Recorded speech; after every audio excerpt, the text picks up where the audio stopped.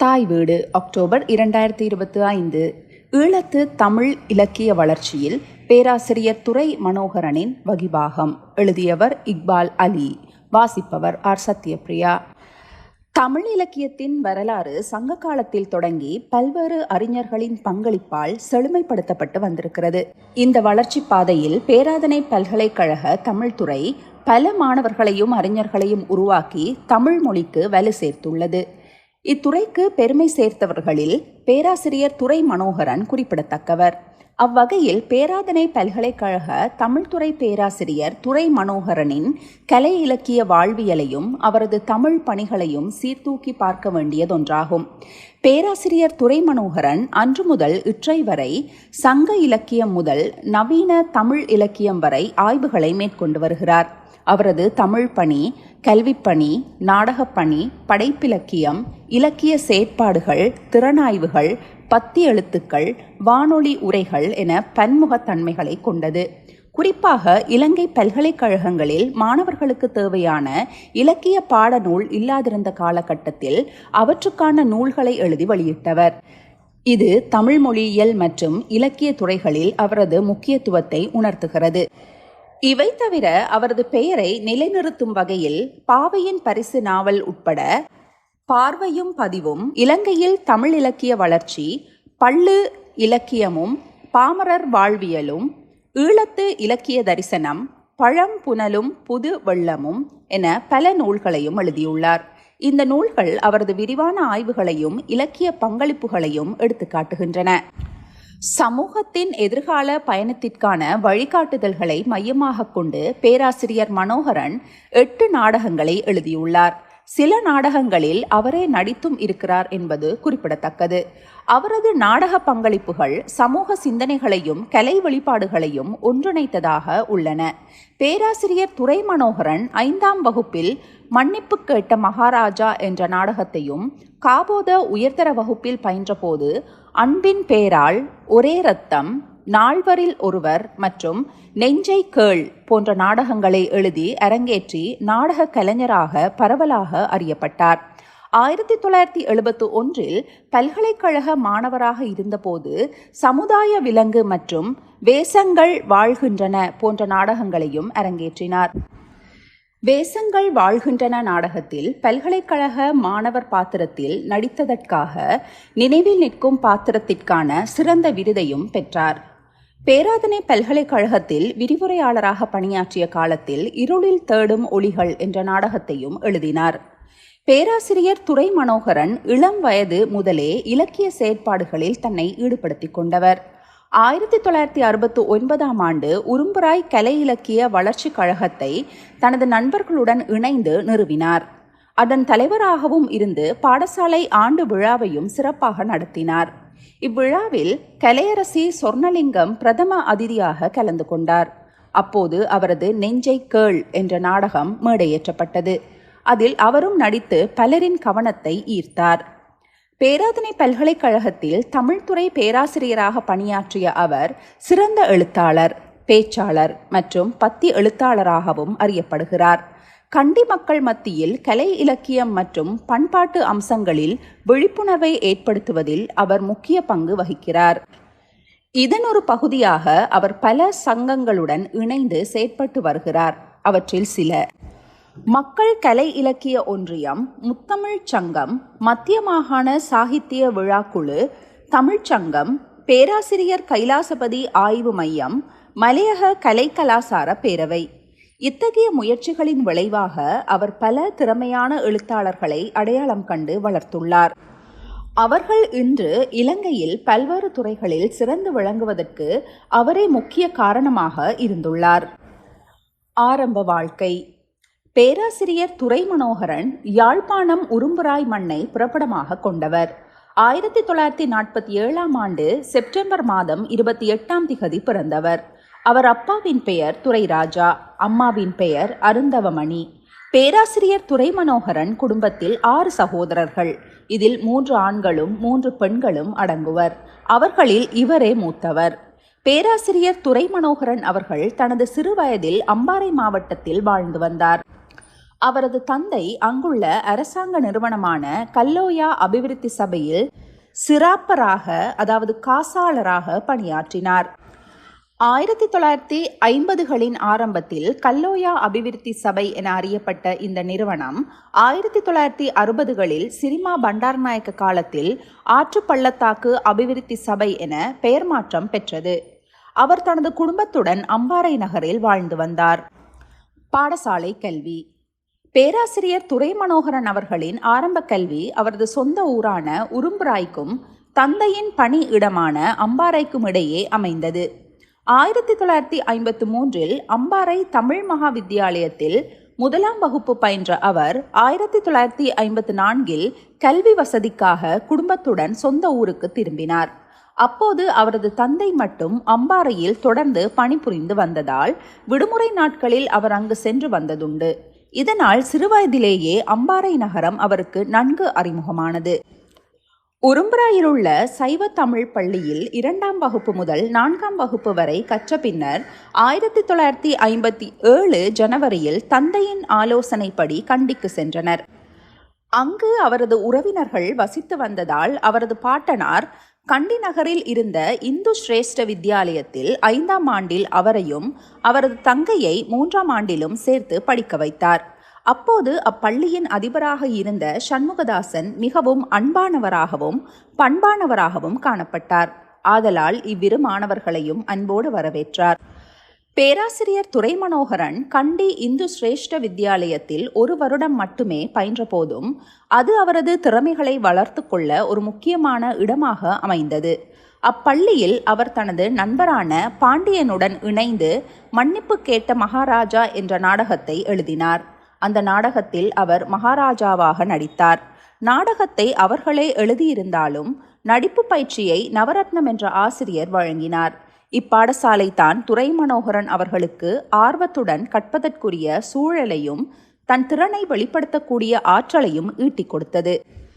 பேராசிரியர் துரை மனோகரன் அவர்கள் கண்டி லேவெல்லைக்கு செல்லும் வழியில் உள்ள சங்கமித்த மாவத்தையில் அமைந்திருந்த தனது பாட்டனாரின் வீட்டில் வசித்தார். அந்த வீட்டில் அவரது தந்தையின் தங்கை மற்றும் அவரது 2 சகோதரர்கள் ஆகியோருடன் வாழ்ந்து வந்தார். தந்தையின் தம்பியார் ஒருவர் பேராதனை பல்கலைக்கழகத்தில் கலைப்பீடத்தில் படித்து கொண்டிருந்தார். அப்பாவின் கடைசி தம்பி 7ஆம் வகுப்பில் கற்றார். குறிப்பாக வீட்டு சூழல் துரை மனோகரன் அவர்களின் கல்வி வளர்ச்சிக்கு மிக உதவியாக இருந்தது. வீட்டில் அப்பாவின் தங்கை நல்ல வாசகி. கல்கி, அம்புலிமாமா ஆகிய 2 சஞ்சிகைகள் கட்டாயம் அவர்களது வீட்டில் இருக்கும். கல்கியில் அகிலனின் பாவை விளக்கு என்ற நாவல் தொடர்ந்து வந்து கொண்டிருந்தது. அதனை அப்பாவின் தங்கை விழுந்து விழுந்து வாசிப்பார். ஆனாலும் அப்பொழுது துரை மனோகரன் எதனையும் பெரிதாக வாசிப்பதில்லை. அந்த நாவலை அவர் காலம் பிந்தித்தான் வாசித்தார். அம்புலிமாமா சஞ்சிகையினை அவர் முழுக்க வாசித்தார். அங்கு பாட்டனாருக்கு சகோதரர் முறையான பிரிதொரு பாட்டனும் அவ்வீட்டில் இருந்தார். அவர் கண்டி கச்சேரியில் வேலை செய்து கொண்டிருந்தவர். அவரும் நல்ல வாசகர். அவர்தான் சஞ்சிகைகளை எல்லாம் வாங்கி வருவார். சுதந்திரன் பத்திரிகையை அவர் ஒவ்வொரு வாரமும் கொண்டு வருவார். கல்கியும் அம்புலிமாமாவும் அவரூடாகவே அவர்களுக்கு கிடைத்தது. கல்கியில் மிக சுவாரஸ்யமாக வெளிவந்த சிறுவர் நாவலை அவர் தொடர்ந்து வாசித்து வந்தார். 10 வயதில் தொடங்கிய அவரது வாசிப்பு இன்று வரை அவரை விட்டு போகவில்லை. பேராசிரியர் துரை மனோகரன் 1958 முதல் 6ஆம் வகுப்பு முதல் 8ஆம் வகுப்பு வரை யாழ்ப்பாணம் இந்து கல்லூரியில் விடுதியில் தங்கி பயின்றார். அந்த காலகட்டத்தில் தனது 11வது வயதிலேயே அவருக்கு கவிதை எழுதும் ஆர்வம் ஏற்பட்டது. 3ஆம் 4ஆம் வகுப்பு பாடப்புத்தகங்கள் வழியாக பாரதியார் அறிமுகமானதால் விடுதியில் இருந்தபோது பாரதியார் குறித்து தனது முதல் கவிதையை அவர் எழுதினார். அதே சமயம் நாடகத்துறையிலும் அவருக்கு ஆர்வம் இருந்தது. யாழ்ப்பாணம் இந்து கல்லூரியில் அப்போது புகழ்பெற்ற ஒரு நாடக ஆசிரியர் இருந்தது குறிப்பிடத்தக்கது. தேவன் யாழ்ப்பாணம் என்ற புனைப்பெயரில் சிறுகதைகள் எழுதிய புகழ்பெற்ற ஆசிரியர் மகாதேவா என்பவரே அவர். அவர் ஒவ்வொரு வருடமும் நாடகங்களை எழுதி மேடையேற்றுவார். 7ஆம் வகுப்பு மாணவராக இருந்த துரை மனோகரன் அந்த நாடக ஒத்திகைகளை மிகுந்த ஆர்வத்துடன் கவனிப்பார். அதில் கூட பிறந்த குற்றம் என்ற நாடகத்தில் செங்கையாழியான் கதாநாயகன் பாத்திரத்தில் நடித்தார். அவர் அப்பொழுது அதே கல்லூரியில் SSC மேல் வகுப்பில் படித்துக் கொண்டிருந்தார். அங்கு துரை மனோகரன் 7ஆம் வகுப்பு படித்துக் கொண்டிருந்தார். ஆதலால் மகாதேவா அவர்கள் ஒவ்வொரு வருடமும் மேடையேற்றும் நாடகங்களை கண்டுகளிக்க அவருக்கு வாய்ப்பு கிடைத்தது. அது மிக பிரமாண்டமான முறையில் நடைபெறும். அதில் பிரமுகர்கள், வெளிப்பாடசாலை மாணவர்கள் என பலரும் கலந்து கொள்வார்கள். எனினும் அவருக்கு அடிக்கடி வீட்டுக்கவலை தோன்றியதால் யாழ் இந்து கல்லூரியில் தொடர்ந்து படிக்க முடியவில்லை. 1961 அப்பா தன் மகனின் நிலை அறிந்து வீட்டிலிருந்து படித்தற்காக ஊரில் உள்ள உரும்புராய் இந்து கல்லூரியில் 9ஆம் வகுப்பில் சேர்க்கப்பட்டார். உரும்புராய் இந்து கல்லூரி அவருக்கு ஒரு பெரிய தளமாக விளங்கிற்று. துரை மனோகரன் 9ஆம் ஆண்டு படிக்கும் போது ஞானசேகரன் ஞானம் இதழாசிரியர் மேல் வகுப்பு படித்துக் கொண்டிருந்தார். அவர் அப்பொழுது நாடகம் எழுதி தயாரித்து நடித்து மேடையேற்றுவார். காபோத சாதாரண தரத்தில் பேராசிரியர் துரை மனோகரனின் தமிழ் ஆசிரியராக பண்டிதர் நவரத்னம் இருந்தார். கட்டுரை எழுத தலைப்புகள் வழங்குவது அவரது வழக்கம். ஒருமுறை துரை மனோகரன் தனது கட்டுரையின் இறுதியில் கவிதை வரிகளை சேர்த்திருந்தார். கட்டுரையை பாராட்டிய ஆசிரியர் கவிதை இன்னும் சிறப்பாக அமைய வேண்டும், அதற்கு பயிற்சி தேவை என கூறினார். அடுத்த வகுப்பில் பாடத்திட்டத்தை ஒதுக்கி வைத்துவிட்டு கவிதை எப்படி எழுதுவது என்பதை 40 நிமிடங்கள் விளக்கினார். மற்ற மாணவர்கள் இதை பொருட்படுத்தாத நிலையில் துரை மனோகரனுக்காகவே அவர் இக்கருத்தினை விரிவாக போதித்தார். பின்னர் ஒரு முறை மற்றொரு கட்டுரையுடன் கவிதையையும் எழுதி சமர்ப்பித்தார். அதை பார்த்த ஆசிரியர் எந்த குறையும் சொல்லவில்லை. இது தனது கவிதை ஏற்றுக்கொள்ளப்பட்டு விட்டது என துரை மனோகரன் புரிந்து கொள்ள உதவியது. இதன் பின்னரே அவருக்கு கவிதை எழுதும் ஆர்வம் மேலும் உறுதியானது. பேராசிரியர் துரை மனோகரன் தனது 9ஆம் வகுப்பில் பயின்றபோது தங்கலட்சுமி என்ற ஆசிரியை நீர் பார்த்த படம் என்ற தலைப்பில் கட்டுரை எழுதும்படி கூறினார். அப்பொழுது அவர் கண்டுகளித்த பாசமலர் திரைப்படம் குறித்து தனது அனுபவங்களை அடிப்படையாக கொண்டு ஒரு கட்டுரையை எழுதினார். இதுவே அவர் எழுதிய முதல் திறனாய்வு கட்டுரையாக அமைந்தது. அவரது கட்டுரையை பாராட்டிய ஆசிரியை அவரது திறமையை அங்கீகரித்தார். ஆசிரியையின் இந்த பாராட்டு திறனாய்வு துறையில் அவருக்கு ஏற்பட்ட ஈடுபாட்டிற்கான முதல் உந்துதலாக அமைந்தது. அப்பொழுது ஏனைய பாடசாலைகளில் 8ஆம் வகுப்பில் தான் கலைப்பிரிவு, விஞ்ஞான பிரிவுகள் என்று பிரிப்பார்கள். ஆனால் உரும்புராய் இந்து கல்லூரியில் 9ஆம் ஆண்டுக்கு பின்னர் தான் பிரிப்பார்கள். துரை மனோகரனுக்கு கலைப்பிரிவில் படிக்க வேண்டும் என்ற ஆசை இருந்தது. 9ஆம் ஆண்டு இறுதி பரீட்சையில் கலைப்பிரிவிலும் படிக்கலாம், விஞ்ஞான பிரிவிலும் கற்கலாம் என்ற வகையில் அவருடைய பரீட்சை பெறுபேறுகள் வெளிவந்தன. துரை மனோகரன் இயல்பாகவே கலைப்பிரிவில் படிக்கத்தான் எண்ணம் கொண்டிருந்தார். ஆனால் யாழ்ப்பாணம் மல்லாகம் என்ற இடத்தைச் சேர்ந்த அவரின் வகுப்பாசிரியர் கார்த்திகேசு அவர்கள் துரை மனோகரன் 2 துறைகளிலும் திறமையாக இருக்கிறார், அவரை விஞ்ஞான பிரிவில் விடுவோம் என்று தீர்மானித்து விஞ்ஞான பிரிவு வகுப்புக்கு அனுப்பிவிட்டார். ஆசிரியர் அவர்களின் சொற்படி விஞ்ஞான பிரிவில் சேர்ந்து கற்றார். அவர் வகுப்பில் யோகேஸ்வரன் ஆசிரியர் பௌதிகவியல் பாடம் படிப்பிப்பார். கலைப்பிரிவு வகுப்பில் பொன்னம்பலம் ஆசிரியர் தமிழ் இலக்கியம் படிப்பிப்பார். கலைப்பிரிவில் ஆர்வம் ஏற்பட்டு பாடசாலையின் அதிபராக இருந்த வைத்தியலிங்கம் அவர்களிடம் கலைப்பிரிவுக்கு மாற விரும்புவதாக தெரிவித்தார்.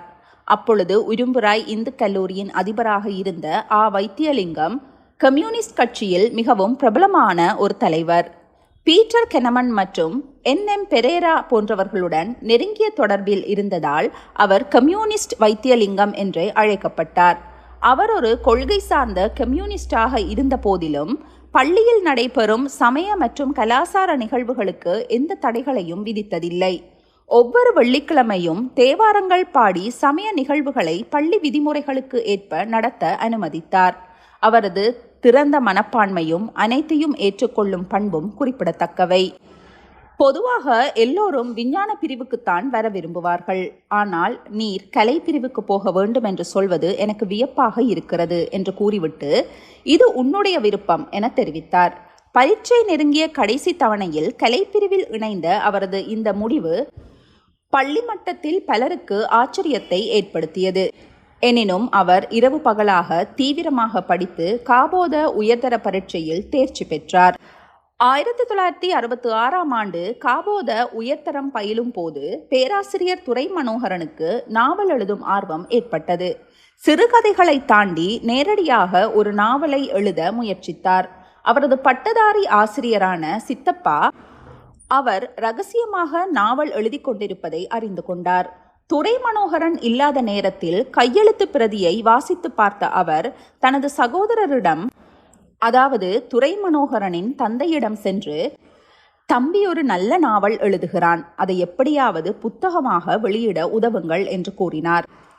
இதை கேட்ட அவரது தந்தை நாவலை எழுதி முடித்தவுடன் புத்தகமாக போட்டு தருகிறேன் என்று உறுதியளித்தார். சித்தப்பாவின் தூண்டுதலாலும் தந்தையின் உதவியாலும் அவரது 18வது வயதில் 1966ஆம் ஆண்டு பாவையின் பரிசு என்ற நாவல் உரும்பிராய் இந்து கல்லூரி மண்டபத்தில் வெளியிடப்பட்டது. வெளியீட்டு விழாவில் அந்த மண்டபத்தை அலங்கரிக்கும் விடயத்தில் அனைத்து மாணவர்களும் மிகுந்த ஒத்துழைப்பு வழங்கினார்கள். அந்த நிகழ்வில் கலந்து கொண்டது மட்டும்தான், மற்றும் எல்லா ஏற்பாடுகளையும் அவருடைய பாடசாலை நண்பர்கள் தான் செய்தார்கள். தமிழரசு கட்சியின் பாராளுமன்ற உறுப்பினர் கதிரவேட் பிள்ளை பிரதம அதிதியாக கலந்து கொண்டார். அவருடைய தேர்தல் தொகுதி கோப்பாய். இத்தொகுதியின் பாராளுமன்ற உறுப்பினர் கதிரவேட் பிள்ளை இருந்தார். இந்நூல் வெளியீட்டு விழாவில் பாராளுமன்ற உறுப்பினர் கதிரவேட் பிள்ளை உரையாற்றும் போது, 18 வயதில் ஒரு நாவலை எழுதியது என்பது எம் ஊருக்கு பெருமை தரும் விடயம் என்று வியந்து பாராட்டி பேசினார். அதன்பின் பாடசாலையிலும் சரி ஊரிலும் சரி துரை மனோகரன் கௌரவத்துடன் மதிக்கப்பட்டார். இதற்கு பிறகு அவருக்கு பௌதிகவியல் கற்பித்த ஆசிரியர் அவர்கள் துரை மனோகரனை அழைத்து ஒரு நாடகம் எழுதும்படியும் அதில் தானும் நடிப்பேன் என்றும் தெரிவித்தார். அப்பொழுதுதான் அவர் முதலாக தனியாக நாடகம் எழுதினார். அந்த நாடகத்தின் பெயர் அன்பின் பேரால். அந்த நாடகத்தை இயக்கியவர் துரை மனோகரன் தான். அதில் தகப்பன் பாத்திரத்தில் அவ்வாசிரியர் நடித்தார். துரை மனோகரன் கதாநாயகி வேடத்தில் நடித்தார். இன்னும் ஒரு மாணவர் கதாநாயகனாக நடித்தார். அந்த நாடகம் 5 முறை மேடையேற்றப்பட்டது. முதலில் அந்நாடகம் அவர் பாடசாலையில் மேடையேற்றப்பட்டது. அதைத் தொடர்ந்து வேறு பாடசாலைகளிலும் பொது இடங்களிலும் மேடையேற்றப்பட்டது. அவருக்கு நாடகத்துறையிலும் உற்சாகம் ஏற்பட்டது. அவர் தொடர்ந்து நாடகங்கள் எழுதி நடித்தார். நெஞ்சை கேள் என்ற நாடகத்தில் அவர் கதாநாயகியாக நடித்தார். ஒரே இரத்தம் என்ற நாடகத்தில் சட்டத்தரணியாக நடித்தார். இன்னும் பல நாடகங்களை எழுதியும் நடித்தார். இவை அனைத்தும் காபோத உயர்தரம் கற்கின்ற போது எழுதியவையாகும். பாடசாலை ஆசிரியர் ஒருவர் 4வரில் ஒருவர் என்ற நாடகத்தை தயாரித்தார். திருஞான சம்பந்தருக்கு ஆதரவளித்த பாண்டிமாதேவி மங்கையர்க்கரசி என்ற பாத்திரத்தில் அவர் நடித்தார். அதில் அவருடைய தங்கையும் நடித்தார். சுமார் 8 நாடகங்கள் அவர் எழுதியிருந்தாலும் தற்பொழுது அவரிடம் ஒரே ஒரு நாடகம்தான் கைவசம் உள்ளது. துரை மனோகரன் யாழ்ப்பாணம் உரும்பிராய் இந்து கல்லூரியில் உயர்தர வகுப்பு மாணவனாக இருந்தபோது உயர் வகுப்பு மாணவர் மன்ற தலைவராகவும் விளங்கினார். அக்கால பகுதியில் பல இலக்கிய பணிகளை புரிந்துள்ளார். அப்பொழுது டொமினிக் ஜீவா, செங்கை ஆழியன், செம்பியன் செல்வன் முதலான எழுத்தாளர்களையும் கல்லூரிக்கு அழைத்து இலக்கிய உரைகளை ஆற்றச் செய்தார். 1969இல் காபோத உயர்தர பரீட்சைக்கு தோற்றி பேராதனை பல்கலைக்கழகத்திற்கு தெரிவு செய்யப்பட்டார். அக்காலகட்டத்தில் வீரகேசரி நாளிதழ் பத்திரிகையில் ஊரில் நடைபெறும் கலை கலாசார நிகழ்வுகளை தொடர்ந்து எழுதி வந்தார். அதுவே பின்னர் அவரை ஒரு பிரபல்யமான பத்தி எழுத்தாளராக மாற்றம் பெற செய்வதற்கு உந்து சக்தியாக இருந்தது. பல்கலைக்கழக கல்வி. 1969 அக்டோபர் மாதம் பேராதனை பல்கலைக்கழகம் நுழைந்த அவர் முதலாவது கவியரங்கில் பங்கு பற்றினார். அதற்கு பேராசிரியர் எஸ். தில்லைநாதன் தலைமை தாங்கினார். பல்கலைக்கழகம் 2ஆம் வருடம் கற்றுக்கொண்டிருக்கிற போது சமுதாய விலங்கு என்ற நாடகத்தை எழுதினார். இதில் குறிப்பிடத்தக்க விடயம் என்னவென்றால், கல்வி பயிலும் துரை மனோகரன் நாடகத்தை எழுதினார். அதை இயக்கி தயாரித்தவர் பேராசிரியர் எஸ். தில்லைநாதன். இந்த நாடகத்தின் ஒத்திகையினை பார்ப்பதற்காக பேராசிரியர் சு. வித்யானந்தன் அவர்களும் வருவார். அவர் நாடகத்தில் செய்யப்பட வேண்டிய மேடையேற்றம், நடிப்பு திருத்தங்கள் சொல்லி நெறிப்படுத்துவார். நாடக எழுத்துரு பற்றி எந்த குறையும் கூறவில்லை. பேராதனை பல்கலைக்கழகத்தில் அவர் 2ஆம் ஆண்டு மாணவராக இருக்கும் சமயம் தமிழ் இலக்கிய மன்றம் தோற்றுவிக்கப்பட்டது. ஏற்கனவே தமிழ் சங்கம் இருந்தது. அதற்கு தலைவராக துரை மனோகரன் அவர்கள் தேர்வு செய்யப்பட்டார். அவர் தமிழ் துறையில் சிறப்பு கல்வி கற்பதற்கான வாய்ப்பு கிடைத்தது. அப்பொழுது பேராசிரியர் சு. வித்யானந்தன் தமிழ் துறை தலைவராக இருந்தார். பல்கலைக்கழகத்தில் 4ஆம் ஆண்டில் வேசங்கள் வாழுகின்றன என்ற நாடகத்தை எழுதி நடித்தார்.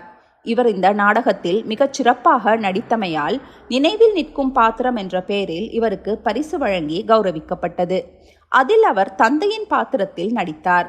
அதேபோல் பேராதனை தமிழ்ச்சங்கம் நடத்திய கவிதை போட்டியில் முதல் பரிசு பெற்றார். சிறுகதை போட்டியில் 3ஆம் பரிசும் பெற்றார். 1972ஆம் ஆண்டு பேராசிரியர் துரை மனோகரன் அவர்கள் பேராதனை பல்கலைக்கழகத்தில் பயின்று கொண்டிருந்த கனகாம்பிகை என்பவரை சந்தித்தார். அவர் பக்கத்து ஊரான ஊரழுவைச் சேர்ந்தவர். இரு குடும்பத்தினரின் சம்மதத்துடன் அவர்களின் திருமணம் இனிதே நடைபெற்றது. பேராசிரியர் துரை மனோகரனின் கல்வி மற்றும் ஆய்வு பயணத்திற்கு பல ஆசிரியர்கள் வழிகாட்டியுள்ளனர். அவர்களில் பேராசிரியர் சு. வித்யானந்தன், பேராசிரியர் சண்முகதாஸ், எஸ். தில்லைநாதன் மற்றும் நா. சுப்பிரமணியம் ஆகியோர் குறிப்பிடத்தக்கவர்கள். குறிப்பாக பேராசிரியர் க. அருணாச்சலம் முதலில் அவரது பல்கலைக்கழக நண்பராக இருந்து பின்னர் அவருக்கு ஆசிரியராகவும் வழிநடத்தினார். விரிவுரையாளரும் கல்வி பணியும். 1974இல் பேராதனை பல்கலைக்கழகத்தின் தமிழ் துறையில் தற்காலிக உதவி விரிவுரையாளராக அவர் நியமிக்கப்பட்டார். அதன் பிறகு 1975 முதல் 1978 வரையிலும் யாழ்ப்பாணம் பல்கலைக்கழகத்தில் தற்காலிக தமிழ் துறை உதவி விரிவுரையாளர் ஆக நியமனம் கிடைக்கப்பெற்று கடமையாற்றினார். அப்பொழுது உபவேந்தராக பேராசிரியர் கைலாசபதி அவர்களும் அதனைத் தொடர்ந்து பேராசிரியர் சு. வித்யானந்தன் அவர்களும் இருந்தார்கள். அப்பொழுது அங்கு நடைபெற்ற தமிழ்ச்சங்கத்தின் கலை விழாவில் துரை மனோகரனின் சமுதாய விலங்கு என்ற நாடகம் 2ஆம் தடவையாக மேடையேற்றப்பட்டது. அதில் யாழ் பல்கலைக்கழக மாணவர் மாணவிகள் நடித்தார்கள். யாழ்ப்பாண பல்கலைக்கழகத்தில் பயின்ற காலத்தில் பேராசிரியர் துரை மனோகரன் அவர்களுக்கு பேராசிரியர் க. கைலாசபதியுடன் பழகும் வாய்ப்பு கிடைத்தது. இது அவரது கல்வி மற்றும் இலக்கிய வளர்ச்சிக்கு மிகவும் பயனுள்ளதாக அமைந்தது. பேராசிரியர் கைலாசபதி அவரது வாழ்வில் ஒரு முக்கியமான வழிகாட்டியாக இருந்தார். 1979ஆம் ஆண்டு முதல் பேராதனை பல்கலைக்கழகத்தில் நிரந்தர உதவி விரிவுரையாளராக சேர்ந்தார். பின்னர் படிப்படியாக முதுநிலை விரிவுரையாளர், பேராசிரியர் என பல பதவிகளை பெற்று உயர்ந்தார். பேராதனை பல்கலைக்கழகத்தில் கலைப்பீடத்தில் அமைந்திருக்கும் சங்கப்பலகை இலக்கிய ஆர்வமுள்ள மாணவர்களின் படைப்புகளான கவிதைகள், கட்டுரைகள் போன்றவற்றை வெளியிடுவதற்கான களமாக இருந்து வருகிறது. பேராசிரியர் சி. தில்லைநாதன் இதனை தொடங்கி வைத்தார். பேராசிரியர் துரை மனோகரன் உத்தியோகப்பற்றற்ற முறையில் சங்கப்பலகையின் பொறுப்பாளராக இருந்து மாணவரை உற்சாகப்படுத்தி வந்தார். இந்த அமைப்பு இன்று வரை சிறப்பாக செயற்பட்டு வருகிறது. இதன் குறிப்பிடத்தக்க சாதனையாக சங்கப்பலகையில் வெளிவந்த கவிதைகளை தொகுத்து கலாநிதி சே. சுதர்சனை தொகுப்பாசிரியராக கொண்டு என் தேசத்தில் நான் என்ற பெயரில் ஒரு நூல் ஒன்று வெளியிடப்பட்டது. இந்த நூலை டொமினிக் ஜீவா தனது மல்லிகை பந்தல் வெளியீடாக வெளியிட்டார். அந்நூல் வெளியீட்டு விழா நடைபெற்ற போது பேராசிரியர் M.A. நுஹ்மான் தமிழ்துறை தலைவராக இருந்தார். பேராசிரியர் எஸ். தில்லைநாதன் அவர்கள் தமிழ்துறை தலைவராக இருந்த காலத்தில் தமிழ்துறைக்கு என்று நூலகம் ஒன்று பெயரளவில் இருந்தது. அந்நிலையில் பேராசிரியர் எஸ். தில்லைநாதனுடைய அரிய நூல்களையும் வேறு நபர்களுடைய நூல்களையும் சேகரித்து ஒரு சிறிய அளவில் நூலகத்தை தொடங்கி வைத்தார். அப்பொழுது அது பெரிய நூலகமாக பேராசிரியர் ஸ்ரீ பிரசாந்தன் அவர்களால் வளர்த்து எடுக்கப்பட்டு வருகிறது. பேராசிரியர் துரை மனோகரன் தமிழ்துறை தலைவராக பொறுப்பேற்ற பின்னர் 4 முக்கிய மாற்றங்களை ஏற்படுத்தினார். அவை: நாடகப் போட்டி.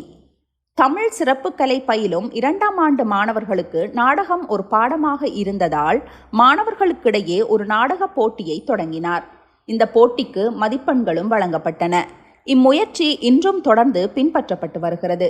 அவருக்கு பின்வந்த தலைவர்களான பேராசிரியர் வ. மகேஸ்வரன், கலாநிதி சோதிமலர் மற்றும் பேராசிரியர் பிரசாந்தன் ஆகியோர் இதனை தொடர்ந்து நடத்தி வருகிறார்கள். இலக்கிய சொற்பொழிவுகள். புகழ்பெற்ற இலக்கியவாதிகளை பல்கலைக்கழகத்திற்கு அழைத்து அவர்களின் சொற்பொழிவுகளுக்கு ஏற்பாடு செய்தார். இது மாணவர்களுக்கு இலக்கிய புரிதலை மேம்படுத்த உதவியது. மூத்த எழுத்தாளர் கௌரவம். தமிழ்ச்சங்கத்தின் வருடாந்திர கலை விழாவில் மூத்த எழுத்தாளர்களை கௌரவிக்கும் வழக்கத்தை தொடங்கினார். இதன் மூலம் முதலில் கௌரவிக்கப்பட்டவர் எழுத்தாளர் டொமினிக் ஜீவா ஆவார். இந்த மரபு இன்றும் தொடர்கிறது. வானொலி நிகழ்ச்சி.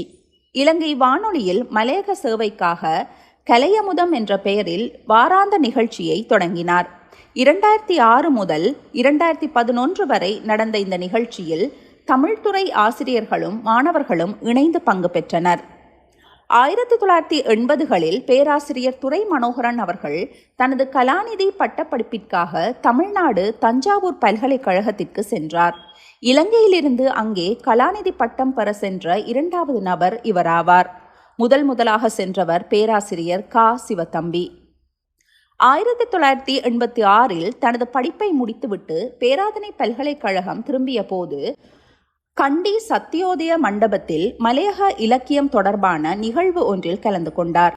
அந்த நிகழ்வின் மூலம் அவர் மலையக எழுத்தாளர்களான ஆந்தனி ஜீவா, சாரல் நாடான், வி. தேவராஜ் மற்றும் முத்து சம்பந்தர் உள்ளிட்ட பலருடன் நட்புறவை பேணி வந்தார். இந்த நட்பு மலையக இலக்கியத்தின் வளர்ச்சிக்கு அவரது பங்களிப்பை மேலும் வலுப்படுத்தியது.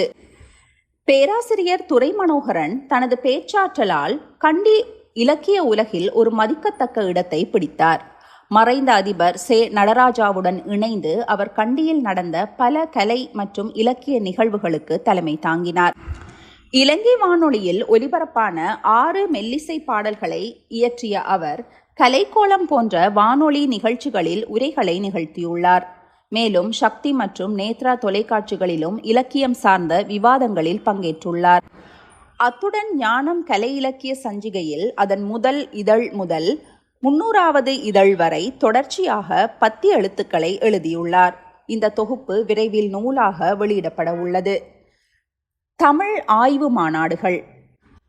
பேராசிரியர் துரை மனோகரன் தமிழ் மொழி ஆய்வுகள் தொடர்பாக பல நாடுகளுக்கு பயணித்து உரையாற்றியுள்ளார். 2010 உலக தமிழ் செம்மொழி மாநாடு, மலேசியாவில் நடந்த இஸ்லாமிய தமிழ் இலக்கிய மாநாடு, சர்வதேச இந்து மாநாடு, லண்டன் உலக தமிழ் ஆய்வு மாநாடு உள்ளிட்ட பல சர்வதேச மாநாடுகளில் கலந்து கொண்டு ஆய்வு கட்டுரைகளை சமர்ப்பித்துள்ளார். சில மாநாடுகளுக்கு தலைமையும் தாங்கியுள்ளார். அவரது மாணவர்கள் பலர் இன்று உள்நாட்டிலும் சர்வதேச அளவிலும் பல்வேறு துறைகளில் சிறந்து விளங்குகிறார்கள். அவர்களில் சிலர் பேராசிரியர் சிவலிங்கராசா, பேராசிரியர் பிரசாந்தன், கலாநிதி சோதிமலர், கலாநிதி சே. சுதர்ஷன், பேராசிரியர் அம்மன் கிளி முருகதாஸ் மற்றும் இக்பால் அலி ஆகியோர். ஊடகத்துறையிலும் இலக்கியத்திலும் பல இளைஞர்களை அவர் ஊக்குவித்து உருவாக்கியுள்ளார். எழுத்தாளர் ராஜகவி ராகில் தனது மாணவராக இருந்த துரை மனோகரன் மீது பற்றின் காரணமாக தனது இன்னுமொரு சுவாசம் சிறுகதை தொகுப்பிலுள்ள வெள்ளை புறா கதையிலும் மிட்டாய் மலை இழுத்து செல்லும் எறும்பு நாவலிலும் துரை மனோகரனை ஒரு முக்கிய பாத்திரமாக காட்சிப்படுத்தியுள்ளார். விருதுகள் மற்றும் அங்கீகாரங்கள். பேராசிரியர் துரை மனோகரன் தனது வாழ்நாளில் பல விருதுகளையும் பாராட்டுகளையும் பெற்றுள்ளார்.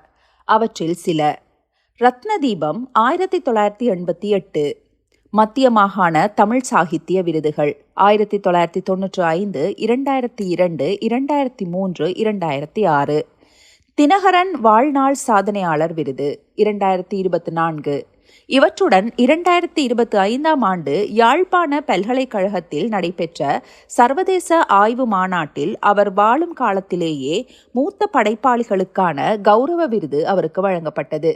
இந்த விருதுகள் அனைத்தும் அவரது வாழ்நாள் பங்களிப்புகளுக்கு கிடைத்த அங்கீகாரங்களாகும். முடிவுரை.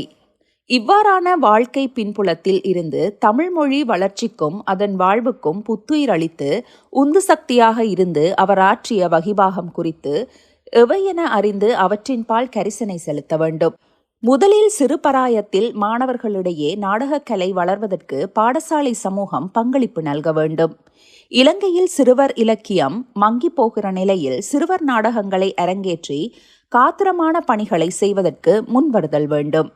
துரை மனோகரனின் எழுத்தாக்க முயற்சிகளுக்கும் நாடக முயற்சிகளுக்கும் வலுவூட்டும் வகையில் பாடசாலை மட்டத்திலும் பல்கலைக்கழக மட்டத்திலும் அவருக்கு தேவையான வரவேற்பும் ஊக்குவிப்பும் வழங்கப்பட்டுள்ளது. இது அவருடைய கல்வி இலக்கிய முயற்சிகளுக்கு நம்பிக்கையூட்டுவதாய் அமைந்திருந்தன. ஆதலால் பாடசாலைகளுக்கும் பல்கலைக்கழகங்களுக்கும் மாணவர் மாணவிகள் மத்தியில் கலை இலக்கிய பண்பாட்டு படைப்பாக்க நிகழ்வுகளை சிறப்புற நடத்தி அதில் வெற்றி பெற்றவர்களை பாராட்டி ஊக்குவிப்பதன் மூலமாக துரை மனோகரன் போன்ற நல்ல தமிழ் பேராசிரியர்களையும் சிறந்த படைப்பாளிகளையும் ஆர்வமிக்க இளம் எழுத்தாளர்களையும் ஊக்கப்படுத்தலாம். அவரது வாழ்க்கை ஒரு தனிநபர் எவ்வாறு சமூகத்தின் கலை மற்றும் இலக்கிய வளர்ச்சிக்கு உந்து சக்தியாக மாற முடியும் என்பதற்கு ஓர் உதாரணமாகும். நன்றி.